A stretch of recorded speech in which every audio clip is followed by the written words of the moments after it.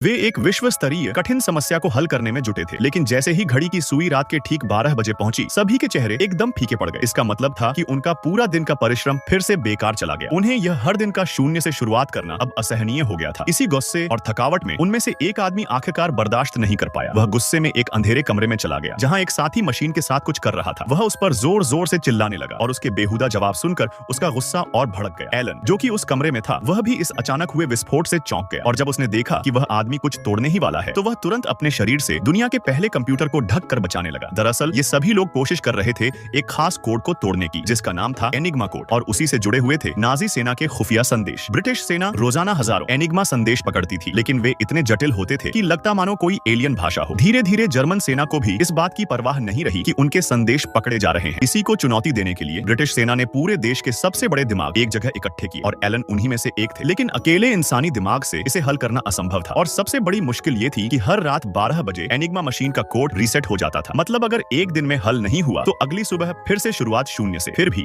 Elon हार मानने वालों में से नहीं था। उसका मानना था केवल एक मशीन ही दूसरी मशीन को हरा सकती है। उसने एक ऐसी मशीन का निर्माण शुरू किया जो उसके निर्देशों पर खुद से कोड्स तोड़ सके। लेकिन जब उसने यह विचार साझा किया तो पूरी टीम ने उसका मजाक उड़ाया और उसे अलग थलग कर दिया। वह अपने बॉस के पास गया, लेकिन बॉस ने भी कह दिया, तुम्हें टीम के साथ तालमेल खुद बैठाना होगा। बॉस ने उसे मशीन के एक छोटे पुर्जे की तरह समझा और बात टाल दी। शायद वो एक तूफान से पहले की शांति थी। एलन ने खुद को साबित करने के लिए विंस्टन को एक सिफारिशी पत्र भेजा, और चौंकाने वाली बात यह थी, प्रधानमंत्री विंस्टन ने उसकी बात मान ली। एलन को पूरे प्रोजेक्ट का लीडर बना दिया गया और उसने आते ही सबसे पहले टीम के 2 कामचोर सदस्यों को निकाल बाहर किया, जिससे बाकी लोगों को वो बिल्कुल बेरहम लगने लगा। अब टीम में नए और तेज दिमाग चाहिए थे। कई दौर की परीक्षा के बाद 2 प्रतिभाशाली लोग चुने गए। उनमें से एक लड़की ने तो सिर्फ 5 मिनट 34 सेकंड में एक जटिल क्रॉसवर्ड हल कर दिया, जो एलन को खुद 8 मिनट लगे थे। एलन उससे बहुत प्रभावित हुआ और उसे टीम में शामिल कर लिया। अब बात उस मशीन की जिसने जर्मनी की हार की नींव रखी। एक छोटा सा डब्बा दिखने वाली इस मशीन में केवल 5 रोटर और कुछ तारें थी। जर्मन सेना इसी मशीन के भरोसे सारे गुप्त संदेश भेजती थी, जिसके कारण वे युद्ध में लगातार जीत रहे थे। लेकिन एलन ने ठान लिया था, मशीन ही मशीन को हरा सकती है। ब्रिटिश सेना के समर्थन और टीम के सहयोग से ट्यूरिंग ने दुनिया का पहला कंप्यूटर तैयार कर दिया, और जब उसका स्विच ऑन किया गया तो सभी की सांसें थम गईं, गियर्स घूमने लगे और कंप्यूटर चालू हो गया।